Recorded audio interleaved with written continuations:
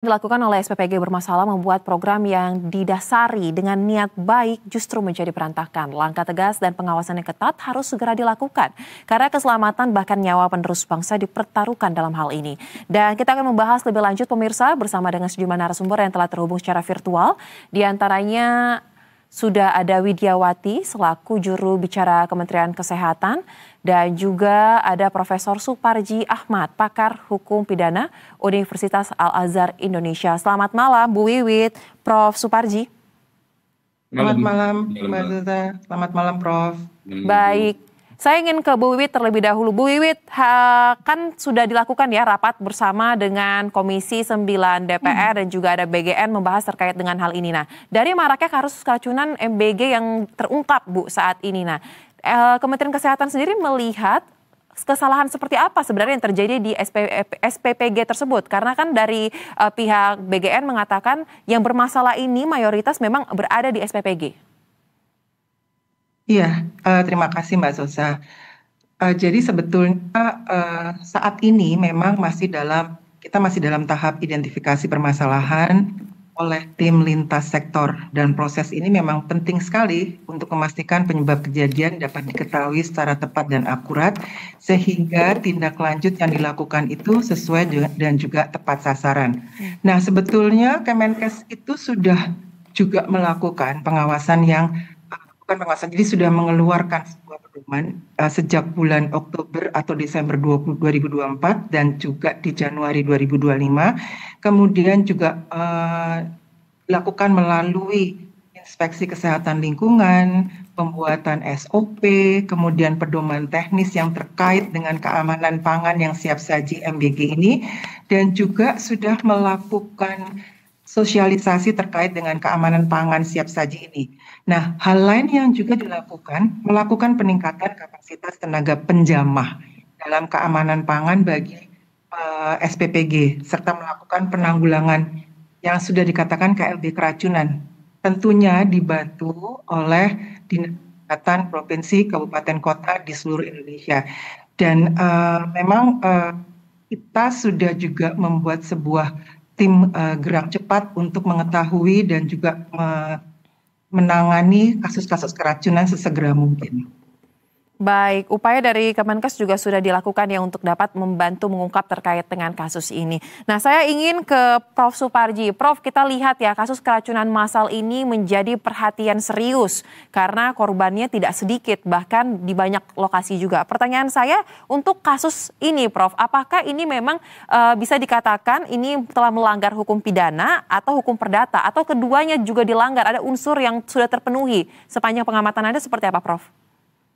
Ya, pertama bahwa tentunya ini kan sebuah kebijakan yang baik, ya, kebijakan yang sangat mulia gitu. Bagaimana memperbaiki visi anak bangsa kita ini demi masa depan bangsa kita yang cinta ini.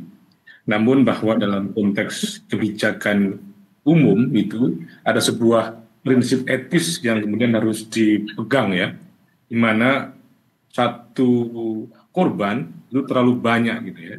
Sedangkan satu atau sejuta keberhasilan terlalu sedikit. Artinya apa? Bahwa kita tidak memberikan toleransi sedikit pun terhadap korban dalam konteks kebijakan umum, ya.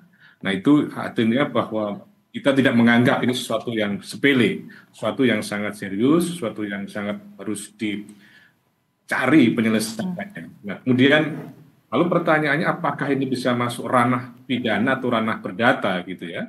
Maka dalam hal ini kaitan dengan pidana ya, bahwa ini kan pidana itu ultimum remedium ya, upaya pamungkas, upaya terakhir gitu ya, untuk menyelesaikan masalah gitu. Jadi tidak semua persoalan kemudian itu diselesaikan melalui mekanisme jalur pidana. Meskipun ya normanya kalau kemudian dicari bisa saja kemudian menggunakan undang-undang perlindungan konsumen ya, undang-undang pangan atau kemudian KUHP. Tetapi ya bahwa saya sangat meyakini apa yang terjadi ini bukan sebuah niat jahat ya, tidak ada sebuah mens rea untuk melakukan sebuah tindakan yang mengakibatkan misalnya anak-anak keracunan. Maka dengan demikian dalam hal tentunya sampai kemudian meskipun ada peluang dalam konteks untuk unsur pidananya, terus kemudian diselesaikan melalui mekanisme pidananya, tetapi tentunya juga tidak ada satu toleransi atau tidak ada sikap permisif gitu ya terhadap sebuah pelanggaran. Maka dengan demikian mekanisme hukum yang bisa ditempuh misalnya ya administratif atau kemudian perdata. Administratif itu dalam konteks misalnya ya dicabut misalnya yang mendapatkan perizinan menyelenggarakan misalnya MBG ini. Jadi perlu ada sebuah sanksi yang jelas dalam konteks ini, misalnya dengan memberikan pencabutan terhadap ya pihak-pihak yang memberikan atau melakukan pelayanan yang menyebabkan kerugian tadi itu.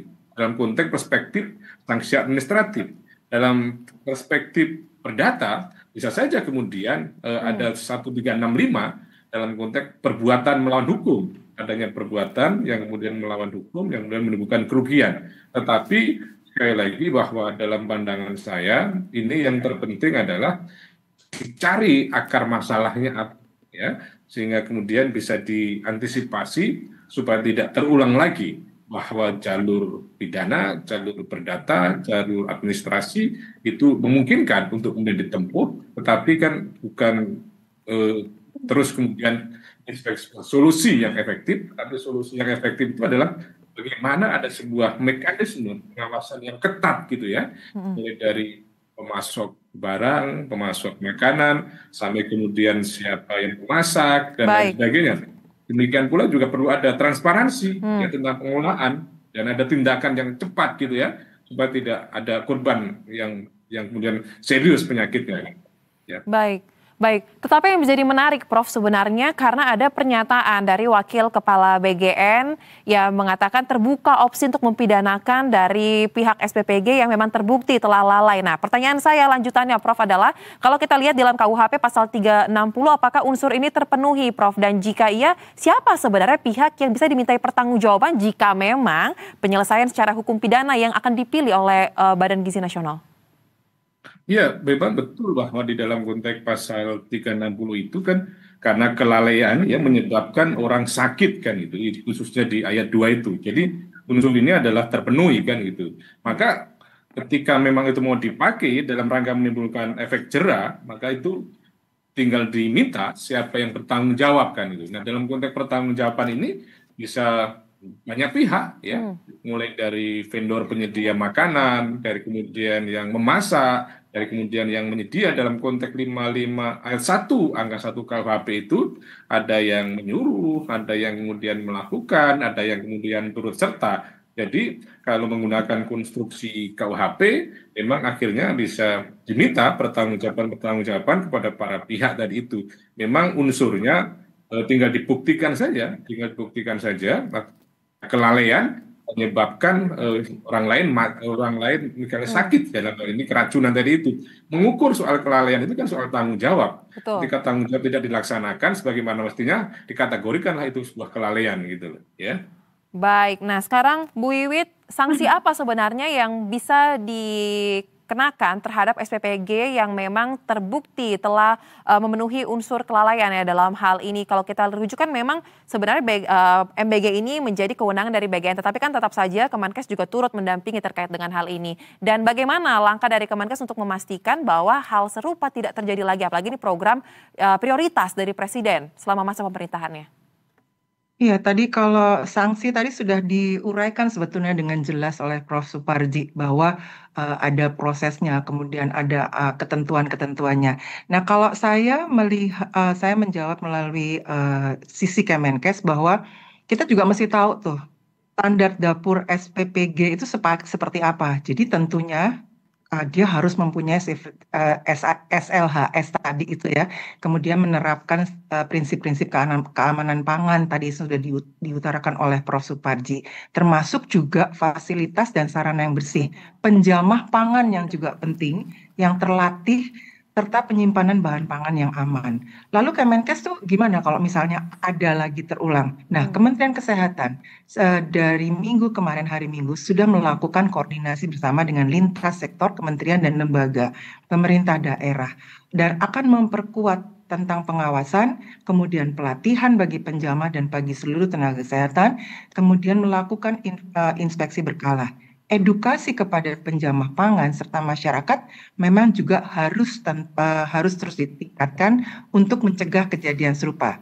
Kembali lagi kalau kita ngobrol terkait dengan SPPG tadi, SLHS memang harus dan wajib karena diharapkan sesuai dengan ketentuan dan prosedur yang ada. Dan ini sudah dipercepat untuk pembuatan sertifikatnya.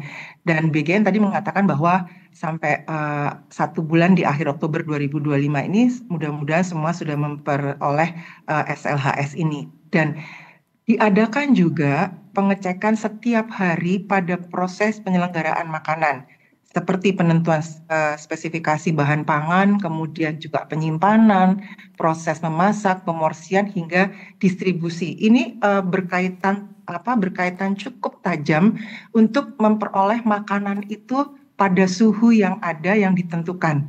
Seperti pernah dikatakan oleh Dokter Tan juga mengatakan bahwa suhunya nggak boleh di bawah misalnya 60 derajat, jadi dipertahankan supaya tidak terjadi bakteri. Nah, jangka waktu tadi dikatakan oleh Prof. Parji, ada memasaknya misalnya, kemudian proses produksinya, distribusinya. Nah, hal-hal yang seperti itu harus dimiliki oleh si SPPG terkait dengan sertifikasi SLHS tadi. Nah, indikatornya apa aja sih SLHS? Banyak sebetulnya. Ada lokasi, ada bangunan, fasilitas, air, kemudian ventilasi, kemudian yang penting banget adalah pembuangan limbah, kebersihan peralatan, sarana pengolahan, kualitas bahan baku, yang pasti jangan kadaluarsa dan bebas cemaran. Yang paling penting lagi saya katakan higienis pada penjamah makanan. Nah, pengendalian prosesnya masaknya. Yang paling penting terakhir adalah kepatuhan terhadap standar gizi dan keamanan pangan dari MBG itu sendiri.